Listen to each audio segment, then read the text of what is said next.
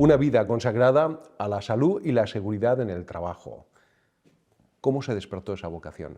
¿Por qué? Que no haya una separación entre el trabajo y la vida, ¿no? Parece que el trabajo es como el sostén de la vida. No, el trabajo es una cosa que debemos intercalar dentro de la vida, porque la vida es lo que debemos gozar y vivir, valga la redundancia, ¿no?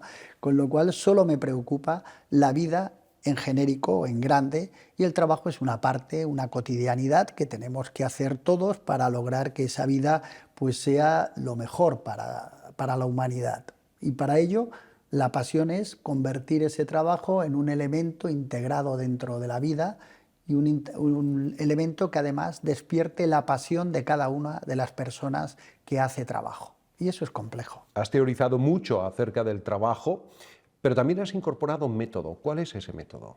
Bueno, eso cuando tú analizas el trabajo te das cuenta de los grandes problemas que tiene, ¿no? Te das cuenta de los accidentes laborales, eso es algo terrible, te das cuenta de los incidentes, te das cuenta del desgaste emotivo que puede producir el trabajo. La idea es intentar integrar eso, intentar pulir esas aristas y conseguir que el trabajo sea un placer, conseguir que el trabajo nos permita alcanzar las metas sociales a todos y las metas individuales. Y eso es complejo. En el lapso de este tiempo, 30 años, ¿cómo se ha redefinido el trabajo? Muchísimos. La verdad es que hemos pasado de un trabajo donde la vida era alcanzar una empresa en la cual iba a estar durante toda mi existencia laboral.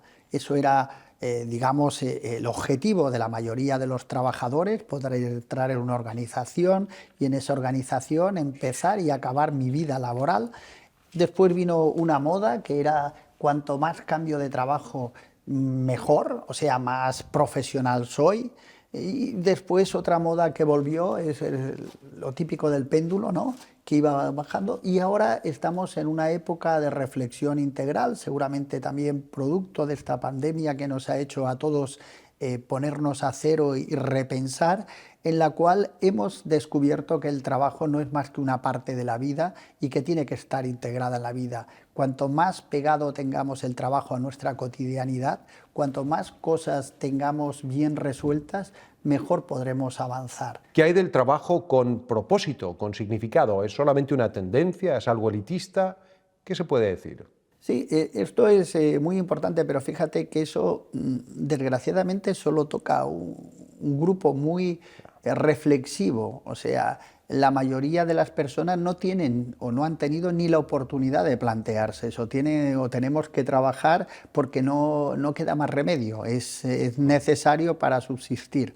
En el momento que ya te puedes permitir la reflexión sobre el trabajo, el metatrabajo, para qué trabajo, por qué trabajo, cómo quiero trabajar, ese es un hito importantísimo que nos lo está dando casi siempre la formación.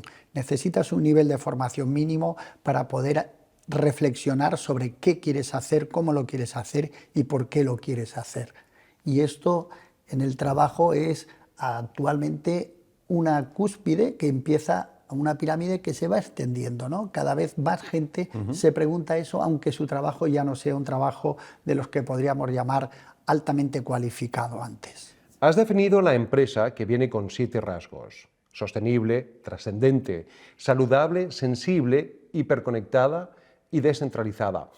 ¿Por qué la trascendencia debe ser importante para las organizaciones? Yo me refiero con este concepto de trascendencia que las empresas van mucho más allá de la idea original.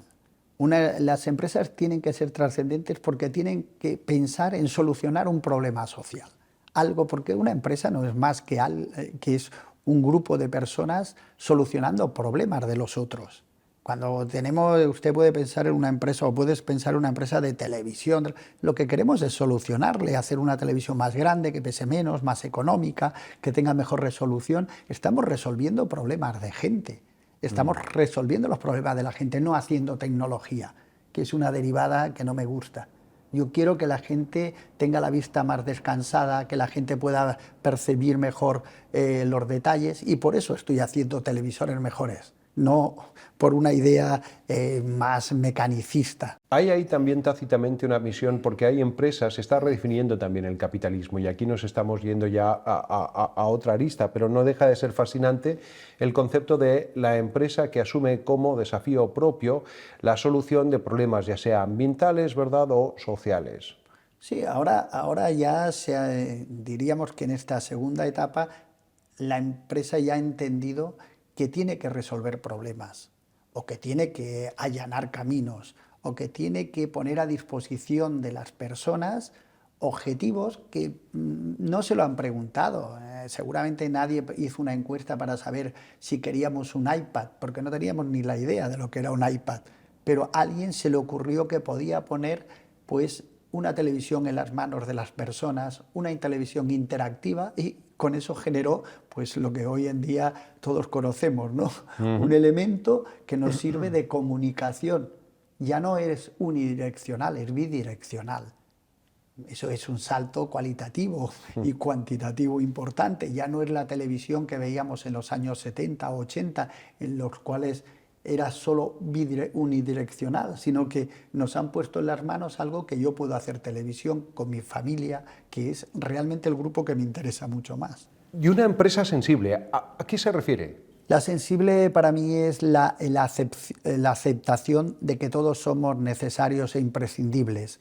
La empresa de los años 80 era una empresa con corte masculino, con corte de edad, de los 16 a los 60, con una serie de cortes donde, por ejemplo, no contemplaba para nada a las personas con discapacidad intelectual o física, y ahora hemos dado la vuelta al calcetín y somos todos partes del todo, y entonces ya no hay sesgos. Todos somos imprescindibles y todos somos necesarios, y todos tenemos que aportar a ese bien común una parte que podamos realizar. Entonces, bueno, tan capacitado está una persona porque vaya en silla de ruedas como porque tenga un déficit intelectual, etcétera. Puede aportar y debe aportar, y la sociedad le debe retribuir también este aporte. Entonces, es la sensibilidad, el no hacer sesgos por género, el no hacer sesgos por tendencia sexual, por cualquier cosa, ¿no? Eliminar.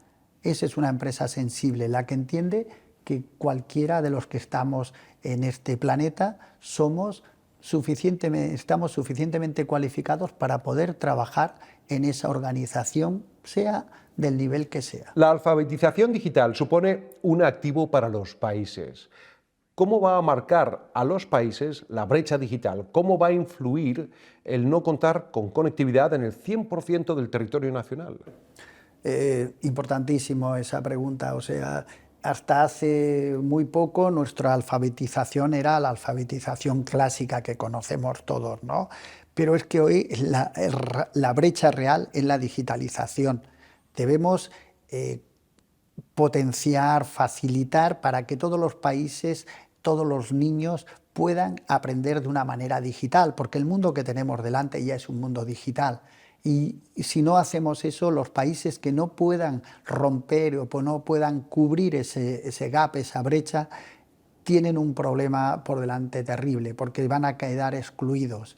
Cuando analizamos los países con mayor número de robots por persona, etcétera, nos damos cuenta además que son los países con mayor empleabilidad, que son los países más ricos, que son los países que tienen mejor PIB. Entonces, necesitamos acortar rápidamente esa brecha, y esa brecha digital es una brecha que se puede acortar técnicamente muy rápido, y deberíamos potenciar y pedirle a los países que generan o que tienen esa brecha tan potente que pusieran todos sus recursos en lograr que los niños entraran ya en la escuela primaria sin brecha digital, que se pudiera cortar eso, porque si no, ya no, la alfabetización ya no es un problema en la mayoría de los países. El problema ahora es la brecha digital, el no poder ser digitales, nativos digitales, o sea, ya desde que nacen que puedan entrar los niños en esa nueva realidad que es la realidad tecnológica que nos hemos dado. Las convocatorias ORP prestan gran protagonismo a la inteligencia artificial, pero no dejan de lado la ética.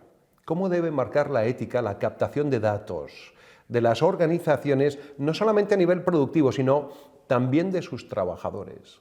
Es complejo, ese es nuestro gran problema. ¿Por qué es complejo? Yo creo que en los próximos años, y el lustro o década, vamos a estar hablando continuamente de ética, porque es lo que va a marcar el futuro.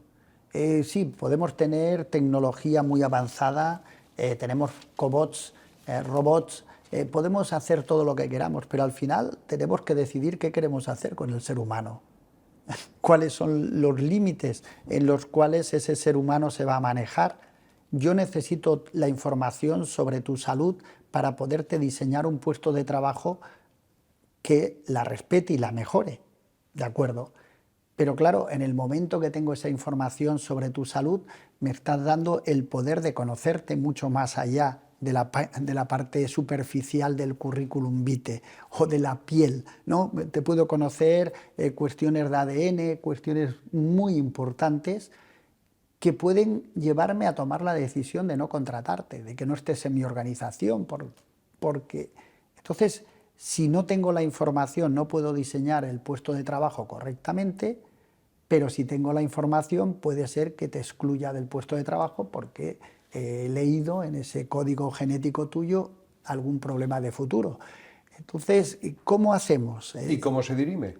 Ese es el gran problema, ese es el gran problema que no sabemos todavía. Hablamos mucho de la privacidad, hablamos mucho del respeto a nuestros datos, pero todavía estamos en la superficie, no hemos ni arañado la profundidad de lo que estamos viendo. Estamos hablando de la...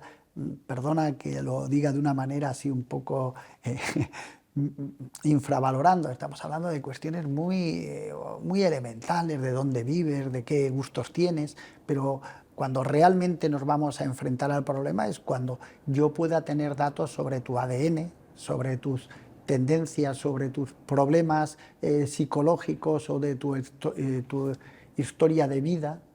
Y claro, dirás, bueno, pues no los tengas, no bloqueemos esa parte de conocimientos, pero puedo bloquear la parte de conocimientos de tus, digamos, problemas psicológicos si vas a ser un piloto de aviación.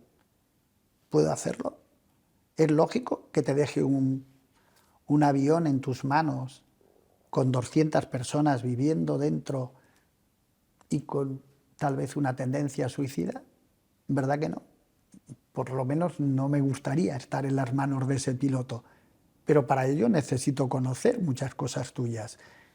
Ahí está esa línea que va a ser, a mi modo de ver, el gran debate de este siglo que viene o de estos 10 años que vienen, dónde colocamos los límites, ¿no?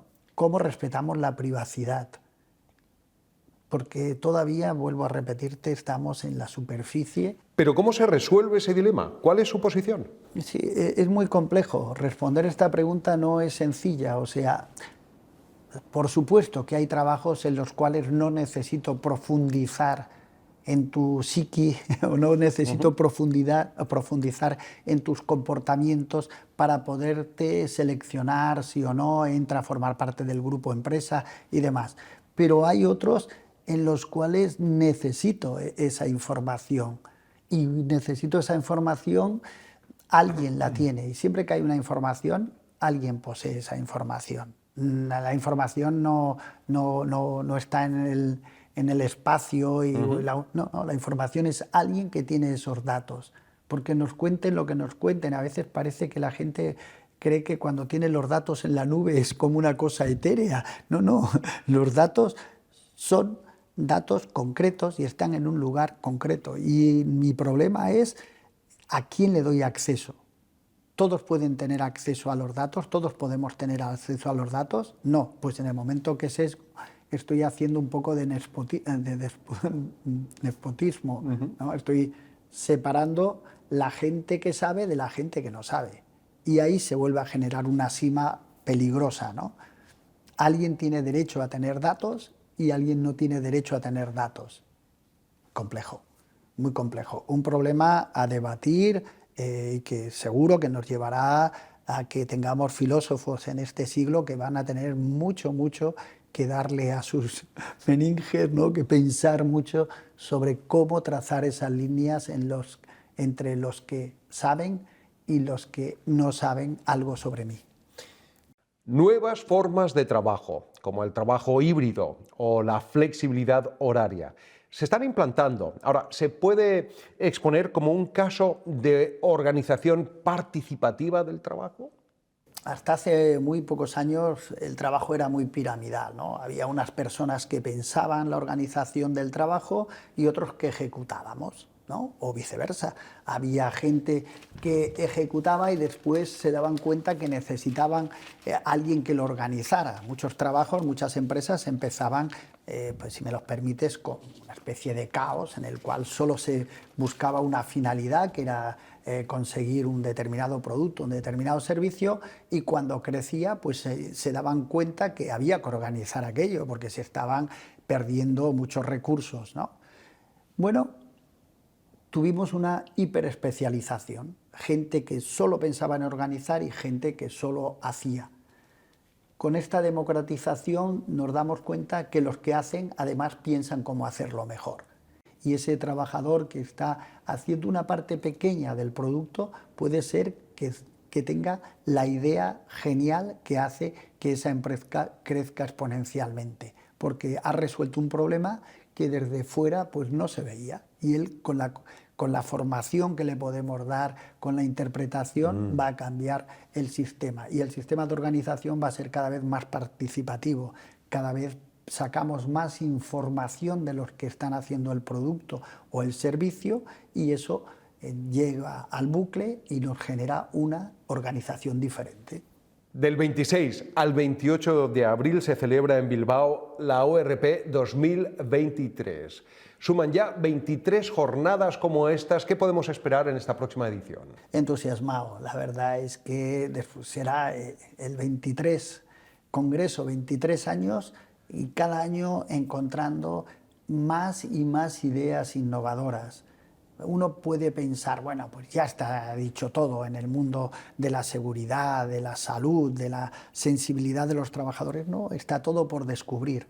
Esa es la pasión, eso es lo que nos hace que cada año, digamos, nos divertamos más preparando un programa, porque aparecen nuevos temas, algunos de ellos críticos, porque tienen que ver con la salud, con la enfermedad, y por supuesto hay que trabajarlos con un espíritu de mejora, y otros porque son mejoras de productividad, de eficiencia de las organizaciones que nos hemos encontrado, y en un año los cambios son radicales. Es nuestro problema y nuestra virtud de este siglo. Día a día cambiamos, mes a mes, mucho, y año a año una eternidad.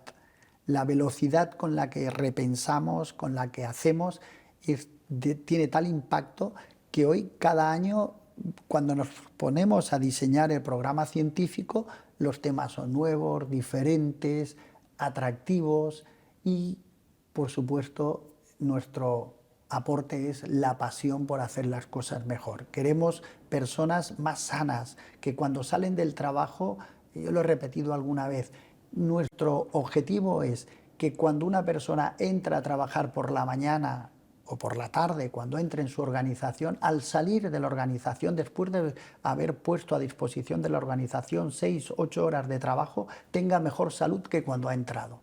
Esto es nuestro objetivo. No es que se mantenga la salud en el puesto de trabajo, no es que perdamos lo mínimo, sino que mejoremos la salud a la vez que trabajamos. Ese debe ser nuestro objetivo para conseguir esas organizaciones sanas y saludables que queremos para todos nosotros. Se nota ahí la pasión ahí.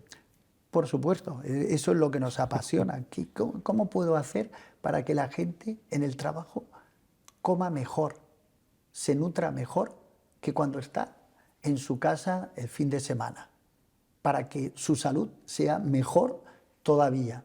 Esto es algo que nos interesa, algo en lo cual tenemos que hacer. El trabajo se ha de convertir en algo que nos mejore las condiciones de vida.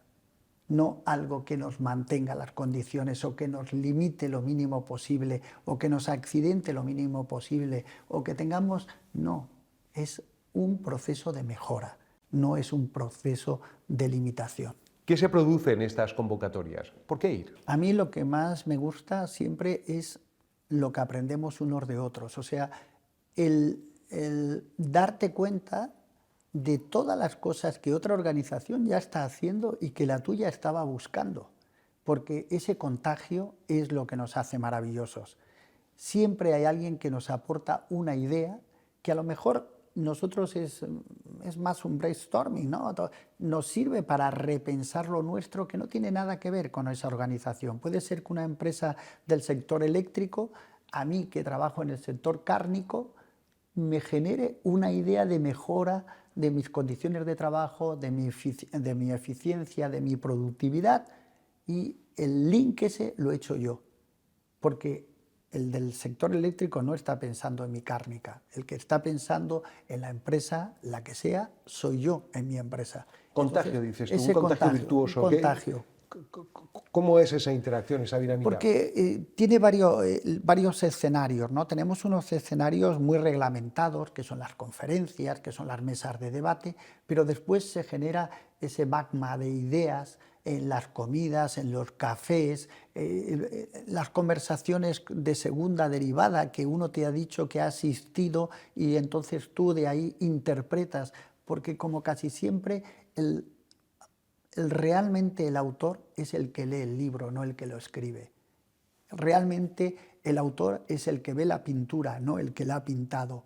Porque de poco sirve que yo vea las señoritas d'Avignon o que vea un cuadro de Picasso si solo me dice que son líneas y colores. Es lo que yo interpreto, cómo me vierto sobre ello, qué me genera, qué activa en mi cerebro. Pues igual, ¿qué activa en mi cerebro? La comunicación con otras personas de otras organizaciones que productivamente están muy alejadas de mi campo, pero que me sugieren. Esas sugerencias, esa chispa de creatividad es lo que a mí me entusiasma. Ver que la gente cuando acaba un congreso te habla de cosas que tú ni habías imaginado, ni habías diseñado, ni habías programado. Son elementos sueltos que han entrado en contagio porque se ha dado ese momento mágico de relación entre dos personas que cada una hablaba prácticamente de temas incluso divergentes, pero el que se ha ido de este congreso se va con una idea de mejora para las condiciones de trabajo y vida de las personas que están en su organización, que ese es el objetivo.